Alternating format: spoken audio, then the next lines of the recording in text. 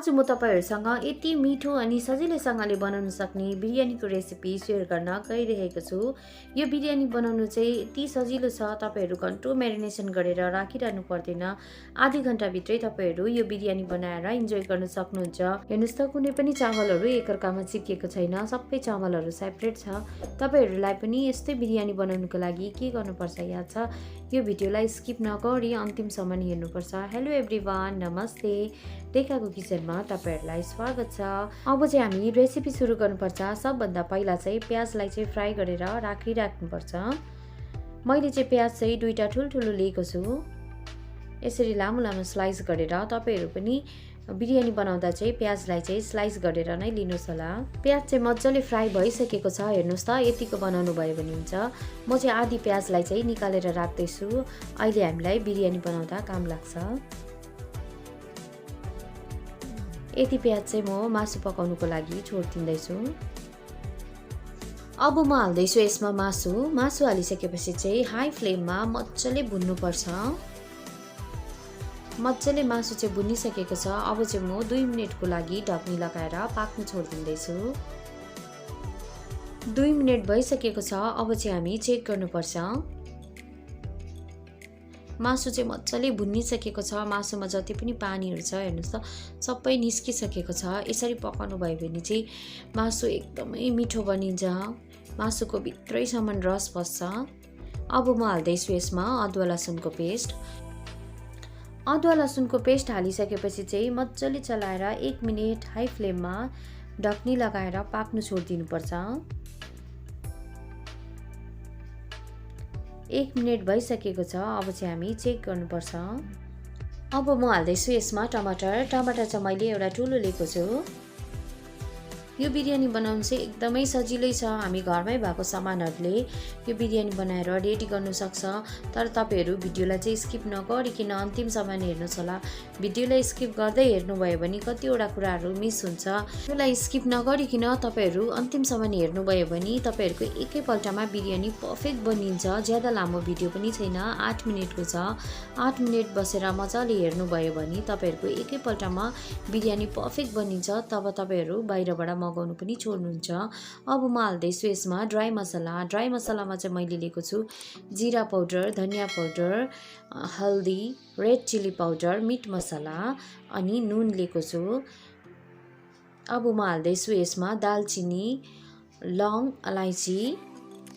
यो सबै मसला हालिसकेपछि चाहिँ मज्जाले चलाएर स्लो फ्लेममा 10 मिनेटको लागि ढक्नी लगाएर पाक्न छोड्दिनुपर्छ।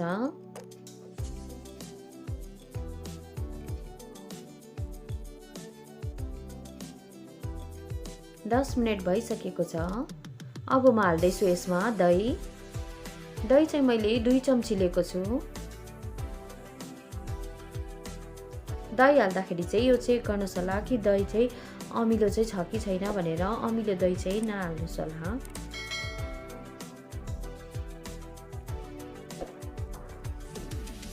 दही हालिसकेपछि चाहिँ मज्जाले चलाएर स्लो फ्लेममा 15 मिनेटको लागि पाक्न छोड्दिनुपर्छ। जबसम्म मासु पाक्दै गर्छ तबसम्म चाहिँ हामी बिरयानीको लागि चावल रेडी बनाउनु पर्छ। बिरयानीको चामल बनाउनुको लागि चाहिँ मैले चाहिँ यहाँ पानीलाई अगाडि बोइल गरेर राखिसकेको छु। अब म हाल्दै छु यसमा तेल। तेल हाल्दाखेरि चाहिँ हाम्रो चामल बनाउँदा एकअर्कामा चिप्किँदैन। अब म हाल्दै छु यसमा ड्राई मसला। ड्राई मसला हाल्दाखेरि चाहिँ हाम्रो चामलमा मज्जाले फ्लेभर जान्छ र मिठो बनिन्छ। सादा त चावल बिरयानीमा मिठो हुँदैन। अब म हाल्दै छु यसमा नुन। अब म हाल्दै छु यसमा राइस। मैले चाहिँ बिरयानी बनाउनुको लागि चाहिँ जीरा राइस लिएको छु।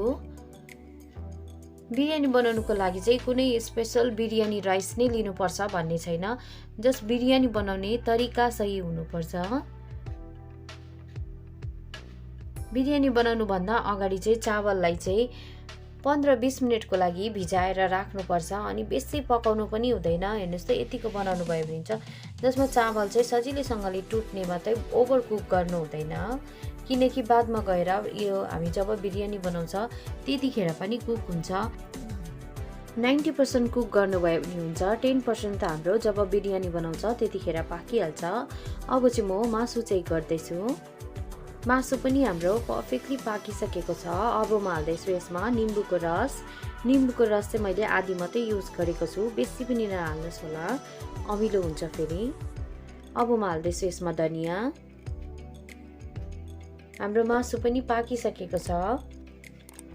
अब चाहिँ हामी बिरयानी बनाउनु पर्छ। बिरयानी चाहिँ मैले यही कराईमा बनाएको छु। त्यसको लागि चाहिँ पहिला हामी मासु खनाएर कराईलाई खाली गरिहाल्नुपर्छ। हामी चाहिँ कराई सबै खाली भइसकेको छ। अब म हाल्दैछु यसमा राइस।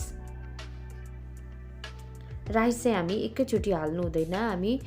मैले चाहिँ 2टा लेयर गरेर हालेको छु। तपाईहरु 2-3वटा लेयर गरेर हाल्नुहुन्छ भने त्यसरी पनि हाल्न सक्नुहुन्छ। मैले चाहिँ कम्ती बनाएको छु, त्यही कारणले 2टा लेयरमा मात्रै बनाएको छु। मैले 1 लेयर चाहिँ हालिसकेको छु। अब म हाल्दैछु यसमा मासु।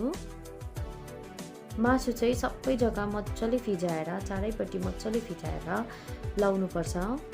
मैले चाहिँ यहाँ एउटा सानो टमाटर काटेर हालेको छु, निम्बु,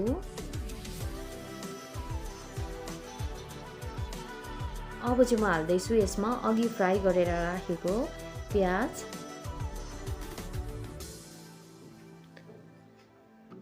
अब म हाल्दैछु यसमा धनिया। सबै हालिसकेपछि चाहिँ अब फेरि एकपल्ट माथि राइसले कभर गर्नुपर्छ। मैले चाहिँ यहाँ फुड कलर लिएको छु बिरयानीको कलर दिनुको लागि। तपाईहरु केसर पनि लाउन सक्नुहुन्छ। केसर लाउनु भयो भने चाहिँ दुधमा 10 मिनेट जति मज्जाले भिजाएर अनि यसरी लाउन सक्नुहुन्छ। अब चाहिँ हामी 10 मिनेटको लागि स्लो फ्लेममा पाक्न छोड्दिनुपर्छ। 10 मिनेट भइसकेको छ। अब चाहिँ हामी चेक गर्नुपर्छ बिरयानी कस्तो बन्यो भनेर। हेर्नुस् त कस्तो मजाको भएको छ। कुनै पनि चामलहरू एकअर्कामा चिप्किएको छैन। पर्फेक्टली बनिएको छ हाम्रो बिरयानी चाहिँ। टेस्टमा पनि एकदमै मिठो हुन्छ। तपाईहरु यो बिरयानी एकपल्ट ट्राई गर्नुस् होला। तपाईहरुलाई यो बिरयानीको रेसिपी कस्तो लाग्यो प्लिज कमेन्ट गर्नुस् होला। यदि राम्रो लाग्यो भने फ्रेन्ड्स अनि फ्यामिलीहरुसँग शेयर गरिदिनुस् होला।